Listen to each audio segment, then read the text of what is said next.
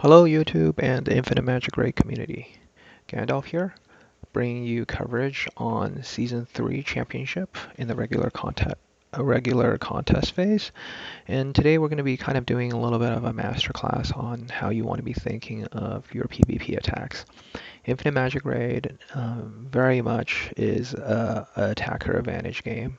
You can choose how to exploit the defensive weaknesses of your opponent's teams, and really it gets easier and easier actually when there are more teams involved. We're going to be doing a little bit of coverage on both of my accounts, the low spender one as well as the whale account, and be walking through some of the specific matches.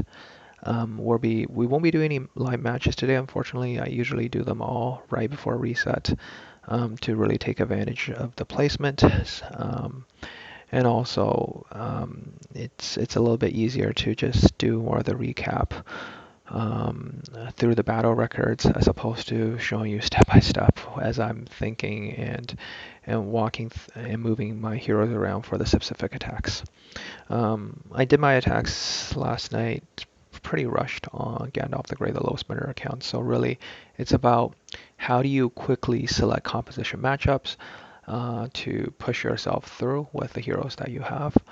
You do want to have multiple lineups in your quick set to get ready to go, because sometimes if you really want to try to take advantage of the last minute hits, so do it like the last 10 minutes before reset, because what's going to happen is the chance of you getting attacked is going to be very low. So if you can squeeze yourself in top 64 in the last 10 minutes, you're very likely to staying there if you do that. So yesterday did all my 10 attacks in quick succession, pushed myself into the top 64.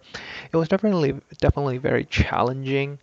Once you are, I think in the threes phase is really challenging, and the reason why is right now in the current meta, Lydia E3 is broken as hell. If you don't have a solid counter, which requires a very specific team setup when you don't have a Lydia. And we'll go through that on my other account because I don't have it. I don't have a Lydia either. You can try Lydia Mirror, where you use the same comp and then you just beat out the opponent purely based on stats. Or alternatively, you're trying to really use a proper Nita cleave, where in that situation, Popper doesn't actually trigger the passive from Lydia, which is a very interesting thing because because it technically is seal damage, but it's not adding the stack, so you don't get counter attacked, and you don't get into a cooldown situation, not interrupting your combo. Then when you use Bisodon on Nita, you you don't pass any of the any of the buffs over to the opponent when you're attacking. And finally, with focus, you can finish it off. So I'll show that combo later in the video, so stay tuned. Let's quickly cover in terms of the thinking process a little bit as you quickly blast through all of these attacks, and how to exploit the different team composition based on what you have. So throughout, I was mostly running 2 cleave and a second turn team. So again, what we're looking for is trying to exploit the weakness on their team when you can. They didn't have a freeze on this particular team, so this would actually be kind of weak to whoever actually is a little bit faster. This is standard cleave, nothing. So cleave beats out anything that doesn't have control, right? So this doesn't have any controls. So no Nazils, no Ascendos, no Lydia opening. Very cleavable target, so that's a great pick here.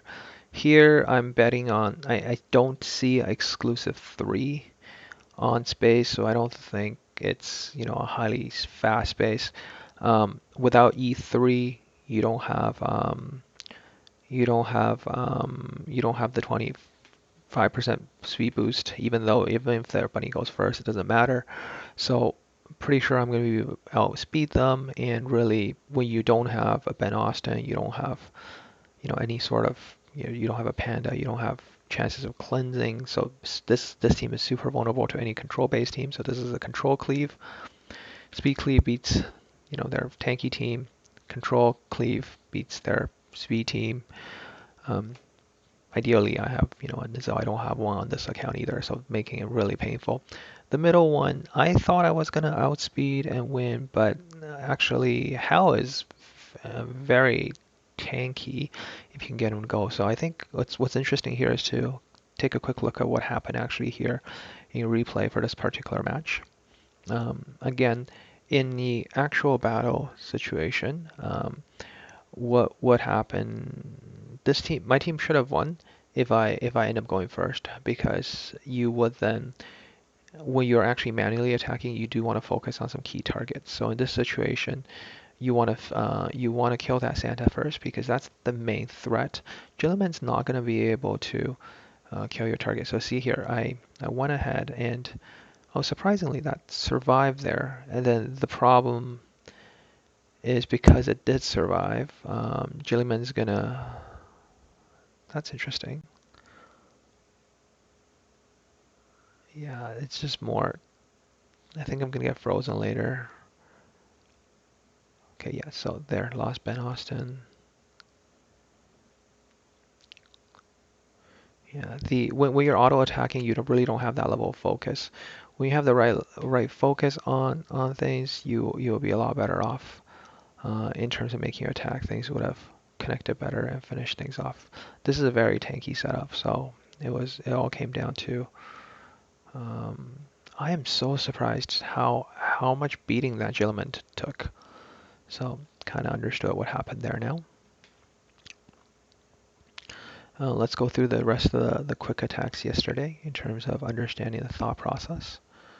So then with this one, so I want all three. So this was, I just, instead of using a two cleave team, I took out one of my cleave teams and used more of a tanky composition here. So looking at this composition here is, um, they're gonna get first turn. They're gonna defense break down everything.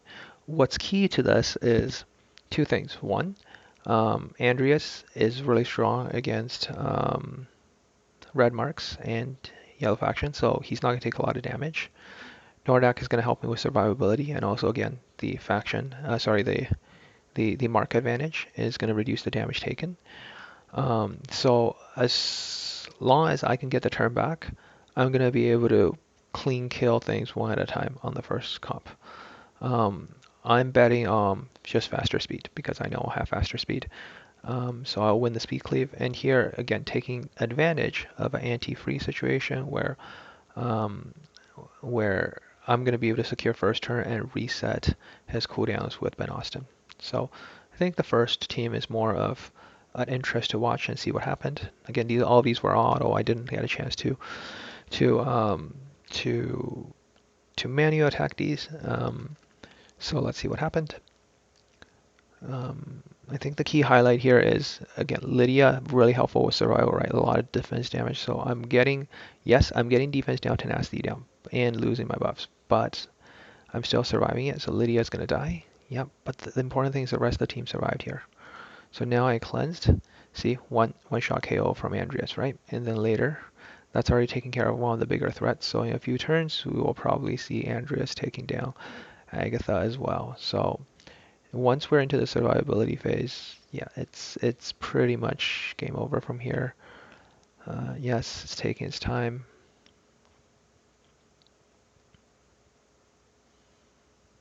So Andreas is gonna get his turn up soon. Yeah, one more turn, then Andreas is gonna be able to go. So once you really get into this bruiser kind of situation where it's tanky versus tanky, and they can't kill you, you just kill their team one at a time. So it's pretty much a one match at this point. So kind of explained about how Andreas works there. So understanding how auto composition work is super important, especially once you get into top 64. You can take advantage of certain mechanics, the way it works, and says nobody is going to be manually targeting. Yeah, this actually Andreas actually is quite viable in once you get into the group stages and the final stages. If you don't happen to have the option there. Our next matchup, I think I want all three there. Um, so the thinking process, not sure why it's spinning. There we go. Okay, so this one, because of because of Mamook, right? Normally you'll be asking, hey, why didn't you use this particular composition against it? Two reasons why. One, against a Mamook, it's actually kind of hard to nuke through, especially when you got that much tankiness. So Andreas is not going to work on that. So instead, took advantage of this because yes, they're definitely going to go first, and they're going to defense break me down. But again, remember the advantage of Andreas is going to be able to help survive mark type damage. So this tanky DPS situation is really helpful. And then over here, this is taking advantage of the fact that I'm going to get frozen, so I'm going to get first turn pushback and reset him. So taking advantage of going after freeze counters. So I decided to just cleave the first one. Everything's going to die, and then Allcaster is going to finish off the Brynhild there. We can take a very quick peek at what happened here. So yeah, not much. I just survived, and then they definitely got the turn, but I survived, and again, Andreas is gonna just finish things off. So I think the key takeaway from this particular section is if you're trying to take advantage of attacking the last minute, you really have to have a very solid understanding of team compositions, know where your teams can beat, because you're really taking advantage of last 10 attack right before the final placement. So in that particular situation, you got to be very confident on which teams can beat what, and you need to win consistently. So maybe I'll do a little bit of a live commentary tomorrow on right before reset on this particular account. Fingers crossed I will get into top 64. It would be very embarrassing if I don't. But then again, right now it's quite difficult on this particular account. Um, but you can see you're going to have to deal with 4 different teams then. And what you have to do is consistently win 3 out of 4 to be able to push up very quickly. It's very viable to go from like 300 placement into top 64 in a matter of 5 or 6 attacks if you just go for the 3 out of 4 wins. So we'll cover that tomorrow. Next up, I faced 2 really strong opponents. One of them Bowls, the other one I believe is in One Hope. Both were top 64 last time. Moy beat Gandalf the White last time, I believe. So Nikri, I faced him in threes. This was a very nasty comp. Lydia, when you see Lydia E3 for me, it's an automatic loss. And here I was hoping I outspeed him. Unfortunately, I did not. So that did not end well. And also the thing with Popper is, well, Popper is going to be able to stun me when I finish cleaving him. So this composition, so Popper is a great way to be used with your cleave team in a defensive way because you can't Nita cleave this. You want to Jilliman cleave this because you're going to be killing the Nita and all of these at the same time. This is a low spender account, so Jilliman is not even an option for me. What I'm hoping would change things up a little bit is in a month time I'll finally have E3 Donald Rabbi, so I will be able to leverage him to be used to specifically counter certain heroes in this situation. But even something like this, right, with Focus, Donald's not going to be able to do it because Focus is going to reset and get another turn. So we'll see where this particular account goes. Maybe I will be out of top 64 in a couple more seasons, as it's very difficult to keep up against the whales on a low spender account, realistically speaking. But we'll see. So the last couple attacks, again, I'm consistently faced with the Lydia situation. So again, Lydia, straight up loss. And then just figure out, what is the advantage on the other one. So this one is very much speed cleavable. I outsped him. It was a very clean kill, so you can see it's a clean kill, like literally no damage from him. So the second team was very much, I believe I got the first turn on him. Let's quickly take a look. If I got the first turn, it would have been easy. I'm pretty sure I got the first turn because the Nita didn't do that much damage there. So I knocked out Nita immediately, and then it was just easy from there. So let's see. Okay, so he had, yeah, so I pushed him back. Yep. Ooh, that's very fast, Catherine. Okay, so I reset them. That hurts a bit. Okay, so totally, when you're autoing, that made absolutely no sense. It did not help. Oh, that Nita survived. But see, this is where the reset from Ben Austin came in clutch. Okay, so second time around, we killed that, and then it's GG from there. Okay, so that's a quick recap on the low spender account. Let's do a little bit more of the deep dive on the other account and talk about, the attacks over here on the other account. So this is the whale account, and really I don't have to do much on this one to stay in top 64. I did one attack yesterday, and I was already in there. I did a couple more attacks. I think I did. So you can see literally one day ago. So this was my 3 attacks. I did 3 attacks. I do like 3 attacks a day.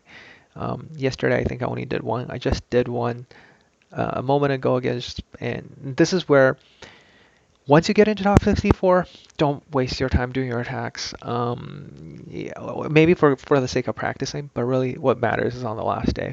You want to stay in that 50 to 100 range, so you're like 1 attack away from pushing into it. I can stay pretty comfortably in top 64 for the most part.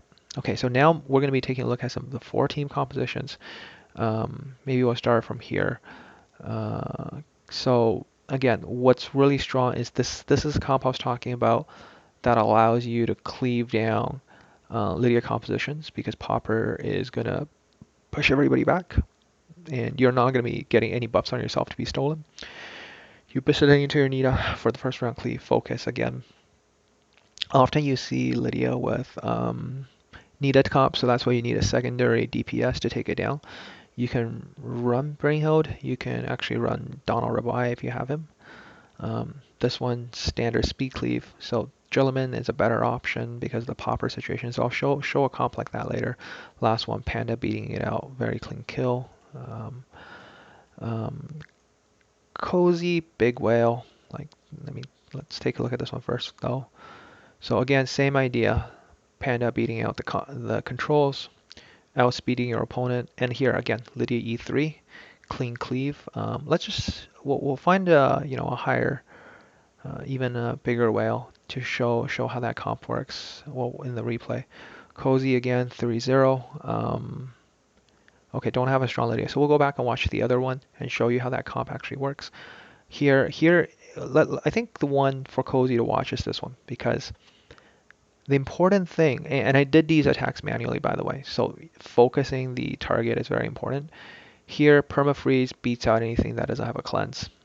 So it took a while. He did do some, but he wasn't. It was just me chopping down his unit one at a time with Brainhild, because I permafroze him with this particular combo, so Nizelle Santa with a Catherine to cleanse any CC in between to stop the interruption of combos.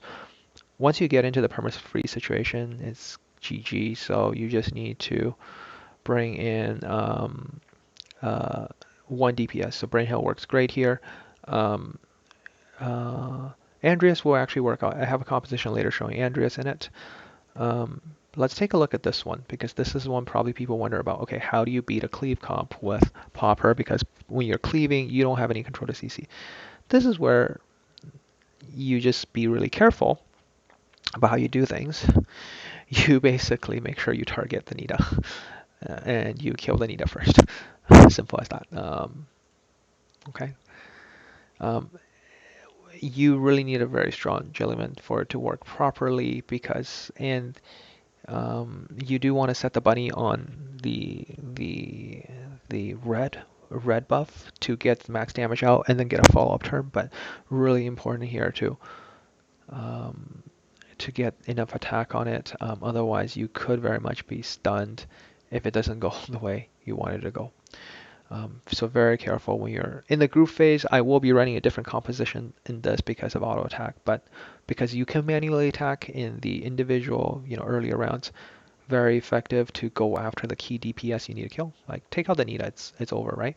Just like in this composition, if you actually have a Donald Rebel Eye, you could You're still risking it. Sorry, you're still risking it because of the focus. Let's say they don't have a focus, then you could potentially use Donald Rebel Eye to lock out the Nita and break down this composition in a different way. Let's take a look at the other attack here on how effective are we on the first composition to show you how it works. Maybe because this one doesn't have a Nita, but the idea is, yes, you get a CC like this, but you cleave once, you cleave twice, it's gone. If there's a Nita remaining, this is when I just chop it down. Okay. So very effective composition. Sorry, if you're looking for a counter to Lydia, and because you didn't manage to pick up one, there you go. That's your Nita anti-Lydia comp that works relatively consistently. The last three, I think we're in the diamond phase already, so we're looking at 4 attacks. Again, these are what zone 1 or mega mega whale, megalodons, whatever you want to classify them at. This was a mistake. I was in a rush, and this Tifia wasn't even geared, and I don't know what I was thinking. Like I don't know what I was thinking. There was a Seth here, there's a Sand here. There's no way I could, instantaneously nuke the Nita down. Um, Maybe if she was actually geared that day, it would have been different. But anyways, totally the wrong comp here. But let's talk about the rest other ones. So outspeed, cleave it down. This is where permafreeze, when you don't see a cleanser, this is where you can use your permafreeze. When you see their Nizil, use your panda tanky composition against them. Very straightforward win here. Reaper was definitely a challenging one. If you look at the power there alone, right? You're talking about a very big whale here. So this is something where I 4-0'd him. Let's talk about. So this is your showcase again to beat Lydia. I outsped him here. Go straight for the kill on the Nita with Jilliman. Here beating out the Nazil with Panda, and then using the permafreeze on his last team. So just permafreeze control it, and then you're in the clear. So no damage from him whatsoever. Just straight out, 2 rounds of Andrea's cleaning it up. Here, hey, it's Agatha AoE killed the whole thing, finish off the Brynhild. Here, going straight for the kill. Popper did the detonation on my team. That's it. But one shot killed the Nita. And first comp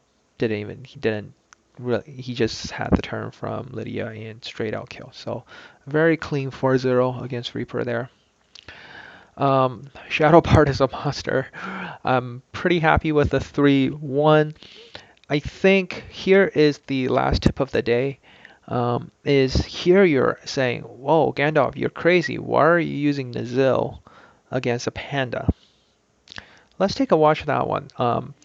Honestly, if I wasn't lazy and if I did something like,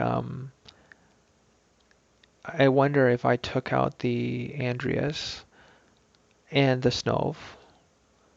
I took those 2 out. I put in something like a Mamook and put in my Donna Rebel Eye. Pretty sure I would have won this one. So let's take a look at and let's walk through, what happened here. So again, this, very clean cleave. Actually, you know what? Let's take a look at this one first, just to again give you a different perspective. I think, this is the one where they then have a popper. There, so you can see the effectiveness of this team, how it combos together. Okay, let's take a look at the second team now. So this was a very interesting comp. I lasted a lot longer than I thought. The thing is, Andreas couldn't kill Jilliman. That was the problem with this. Again, Andreas, super effective against red marks. Don't try to use it to kill Nita. Don't try to use it to kill any green marks. I'm a little bit disappointed at its ability to kill through stuff. I know, of course, Shadow Bard has like max sanctuary, so the tankiness is quite evident in this match. Okay, let's talk about why did I bring a Nizil. Okay, we're gonna slow it down a little bit later. So Panda's gonna go. Okay, let's watch what actually happens when Jillaman hits a Nizil. Okay, now, um, well, first of all, Nizil is very tanky in this situation, and he survives it.